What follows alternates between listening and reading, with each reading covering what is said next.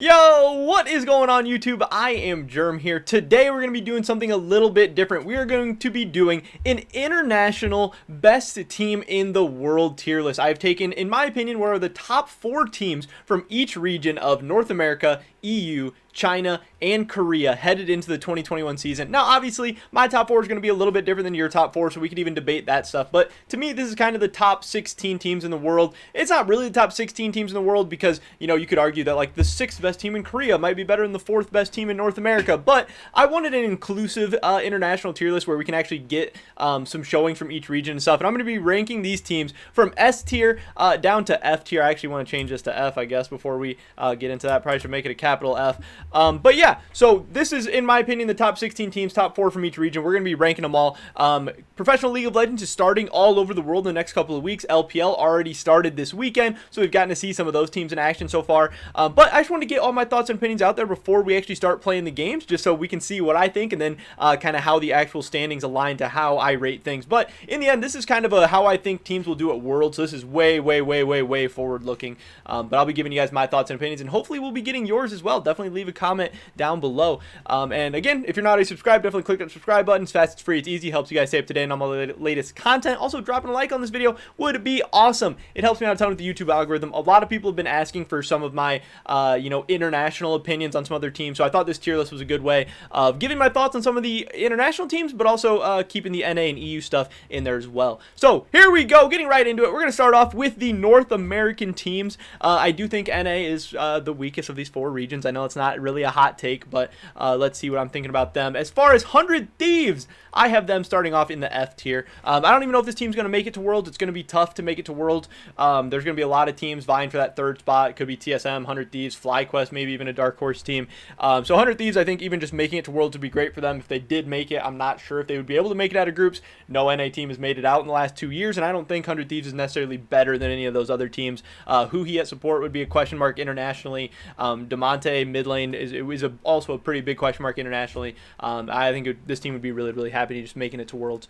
Next up in the F tier, I also have TSM. Again, are they even going to make it to Worlds? We don't exactly know if they do make it.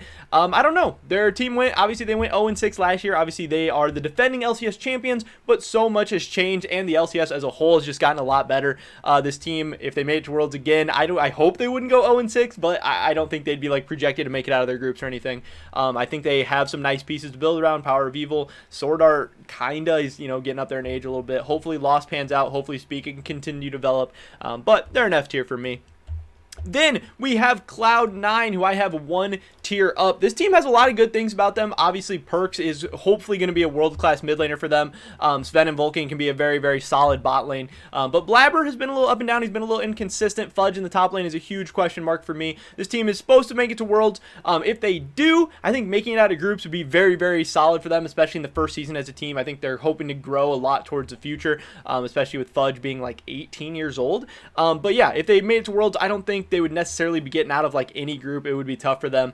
So yeah, C tier for me. And then finally, rounding out the North American teams is Team Liquid. I have them in the B tier. I have them, at least in my opinion, projected to be the LCS champions. I think they should be the 1 seed from this region. And I think with how talented their team is on paper, the defending LCS MVP in Core JJ, Tactical is a awesome young and up and coming rookie. Jensen's been really solid the last couple of years. And then they got major upgrades in top and jungle with Alfari and Santorin. This team should be making it to Worlds, should be doing well in groups, and they went 3-3 last year. They're better this year. They should be making it out of groups at Worlds, pretty much no matter what group they get put into. Yes, maybe like a super group of death, but when you're 1 seed, that should be pretty difficult. I have high hopes for TL. I think they should hopefully be the first LCS team again in 2 years. This will be the 3rd year now to hopefully get out of groups. That's how I see it. Next up, we have Korea. My 4 teams are Hanwha Life, T1, Genji, and Damwon. I have Hanwha, I don't know why I said Hanwon. I have Hanwha in the C tier. There's another team, again, are they even going to make it to Worlds? I don't know. It will be tough. They have Chovy and Def, so they have a very nice core of talent to build around, but I'm pretty sure there's some big question marks about their top and jungle situation, exactly what's going to be going on and just how good they're going to be. This team you know, they'll be interesting. If they make it to Worlds, Korean teams always have a realistic shot in groups, but I don't think, again, just like Cloud9, I don't think they'd be projected to make it out of like every single group no matter what. Next up, we have T1. They are an A-tier team for me. They're coming back this year looking really, really exciting. Obviously, Faker coming back with something to prove. He wants to get back to international competition. He wants to prove that he can be on top again, because now a Korean team is the reigning champion, and it is not T1. Damwon really showed that, you know, Korea can compete with the LPL once again. The LPL is not necessarily the best region in the world. It's going to be really, really interesting to see how Faker and T1 can play this year out. I know a lot of people are hyped up for them. I have them as the second best team in Korea headed into the 2021 season, so we will see how that goes. Next up, I have Gen G as a solid B tier team. I think they are going to be a really, really solid team in Korea. I do have them as the third best team. I think they should be able to hopefully get to Worlds, and if they do, this is a team that, just like Team Liquid, no matter pretty much any group they get placed in, they should be able to make it out of it. They should at least be very, very competitive, and I do think Korea is really top heavy with the top two teams, Damwon and T1, but Gen G is a very, very solid third team, but I do think they're just a class below the other two teams. And finally, we have Damwon Gaming. I have them very solidly in the S tier, S++ tier, probably the preseason favorites for the World Championship. They're going to be obviously the defending world champions. They're going to be tough to beat once again this year. Yes, they did lose Nuguri, but they were able to keep most of the rest of their team together, so that's very, very exciting. 4 returning members from the World Championship team. And yes, I do think Khan is going to be a pretty significant downgrade from Nuguri, but Khan is still very, very solid. And if he can kind of rebound and have maybe some of the years he's had in his career previously, Damwon can still be a very, very scary team. And when you have Showmaker and Canyon, you are going to be tough to beat, especially if the meta stays how it is, where mid-jungle synergy and mid-jungle playmaking is so, so important. Damwon's going to be a tough out. You would not want to be in their group at Worlds, and you would not want to be matching up against them anytime in the bracket stage. They're a fun team to watch, and they are my preseason favorites for World Champions. But I don't think that's too hot of a take. I think a lot of people have that as well. Next up, getting into the LPL teams. First up, we can talk about Suning Gaming. I have them as an A-tier team. I think they are very, very solid. They just had a really great opening series against top esports where they actually 2-0'd them. Huanfeng looks like an absolute beast, looking like he might be one of the best AD carries, if not the best AD carry in the world, which is so, so exciting. And if you have a huge playmaker like that, your team's going to be really solid. Your team's going to be scary. There were some question marks, especially after their Demacia Cup performance, of just how important was Sword Art to this team, his shot calling, his leadership, his playmaking, and were they going to be able to replace that? So far, so good. I don't want to read too much into just one series, but man, a lot of people were hyping up top. And to 2-0 them right out of the gate, that is a extremely solid start for Suning. I think they could be the second best team in China. And again, I think they're a very, very solid team. I have them as an A-tier team in this international tier list. Next up, let's talk about FPX. I also have them as an A-tier team. This team, people have kind of rated all over the place, and I get it. There are some big question marks. There was times last year where they did not look good at all, but obviously they landed an absolutely massive pickup in the top lane in Nuguri, who hopefully should be able to come over to FPX and just be an absolute game changer, absolute playmaker for them. We'll have to see how that goes. We didn't get to see him in the Demacia Cup yet. And yeah, we'll just see how well he is able to come over to China and do. I mean, if your solo laners are Doinby and Nuguri, that is going to be very exciting. That's going to be fun to watch. And again, that's going to give you a chance to win a lot of games. Yes, FPX does have some sure question marks around their team, but it's a long season. Hopefully they can get some of that stuff figured out by the time World comes around. They're going to have 2 absolute world-class players on their team at the very, very least. So we'll see how that goes. I have them in the A tier, but if you wanted to bump them down to the B tier, I wouldn't argue with you too much. Next up, we have Invictus Gaming, who is going to be a high B tier team for me.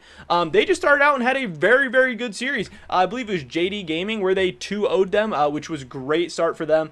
Jun, their new jungler, looked amazing. He looked like he had really, really good synergy with Rookie. They had an awesome first series. The Shy, he didn't look bad. He just looked a little bit shaky. The Shy is definitely going to need to solidify himself, be consistent, big carry threat for this team. And if they can get that version of the Shy, this team could be very, very scary. They could be good, and they could pass up FPX for sure, but we'll have to see how that goes. This team does have a fair share of question marks as well. What exactly are they going to do in the bot lane? Who is even their bot lane going to be? I don't know. We'll have to, still figure some of those things out. I guess Wink and Baolan are off to a 2-0 start so far, but we'll see how that goes. Some big wins to start the season against JD, so they're looking good so far. Finally, we have Top Esports, who I would put into the S tier, but I'm a little bit shaky about them. Yes, they did not have a great performance at Worlds last year after an amazing run throughout the LPL season, and then these guys absolutely smashed through the Demacia Cup. But then started out with a 2-0 loss to Suning Gaming to start the season. And again, just like I said with Suning, I don't want to take too many takeaways from just the first series of the season, but it is worrying me a little bit. You know, I wanted them to look a little bit better because Suning looked fine, but it was more that Top was just making a lot of weird blunders, a lot of weird mistakes, a lot of weird plays. But I do think they are super, super talented. I think most people have them as the best team in China once again, and I'm sure over the course of the season they'll be able to find that groove and find that streak and get to that point. But, you know, there is some question marks right now about all that. We'll see how that goes. And finally, let's get into the European teams. In the F tier, down at the NA, boys, I have Mad Lions. I don't know. Again, I don't know if they'll even be able to make it to Worlds, but last year we saw they were kind of shaky in the summer playoffs. They were kind of shaky once they got to Worlds. Obviously, they got bounced pretty early, pretty embarrassingly. They did get an upgrade in the top lane, Arma over Arome, but they probably got a downgrade in the jungle with Aloya coming in for Shadow. So we'll have to see how that goes. They have Humanoid, they have Kaiser. Those are going to be two huge, huge playmakers, two of the best players in their position in Europe, which they'll always be a fun team to watch, but Europe's going to be tough this year. Next up, we got Rogue, who I think is solidly in the C tier. This is a very, very good team last year. They got to Worlds. They didn't really get, they didn't really show all that. But a lot of people placed the blame on Finn. That's where he got a lot of the slack. But they have an upgrade this year in the top lane in Oduwamne. So now I think they really need to prove themselves. They have a ton of really, really fun players to watch on this team. Hans Sama, Larson inspired, huge names. They've been just consistent beasts in the LEC. They have lost Vander, and Trimby's going to be coming in. Maybe he can provide some youth and excitement and playmaking to this team. But Vander's going to be hard to replace. But hopefully Oduwamne will be able to come in and be more solid than Finn was. But this is a team where, if they got out of groups, I think that'd be really, really solid for them, especially after, improving from last season. Next up, we have Fnatic, who I would throw into this B tier. I'm not sure exactly what's going to happen with them. Yes, losing Reckless does suck. It's hard for your brand, it's hard for your fan base, and it's hard on the Rift because he is a really, really awesome playmaker. But they got Upset, who is one of the next best AD carries in the LEC, and hopefully, now that he's on a good team, with good infrastructure, coaching staff, all that stuff, Upset should be able to shine with his new roster, and I think hopefully they won't be missing out on Reckless too much. Again, it's impossible to replace him, huge shoes to fill, but I think Upset is very, very solid in his own right. Yes, Nemesis was a big liability for them in summer playoffs and in Worlds. So getting Niski, they think he's going to be the solution. They think he's going to be the answer. Self-Made is going to be a massive, massive carry for this team, especially if he can continue to grow and build off the things that happened last year. So we will see how that goes. I'm hyped up for Fnatic, and that's a team that I think they should be expecting to get out of groups once again. So that's why I have them in the B tier. Finally, G2 Esports. I have as an S tier team. I think they could possibly be the second best team in the world headed into the preseason. This team, we know it. 2 years ago, World Finals, they got 3-0'd. Last year, they made it to the semifinals, and they lost to Damwon Gaming. So if they run into Damwon Gaming early on again, it could be tough. But Damwon maybe got a little bit worse from last year, trading out Khan for Nuggery, and G2 probably got a little bit better, trading in Reckless for Perk. So we'll have to see how that goes. The team's going to be a ton of fun to watch. They have huge expectations. I think most people in Europe and even all across the world would say anything less than a World Finals appearance for G2 would be a disappointment this season. So I think that makes them an easy S tier candidate, and they are definitely one of the best teams in the world. But that is pretty much it for this video today, guys. This is my international League of Legends team tier list. Who are the best teams in the world headed into the 2021 season? If you did enjoy this video, make sure you drop a like. Helps me out so much, and I would appreciate it a ton.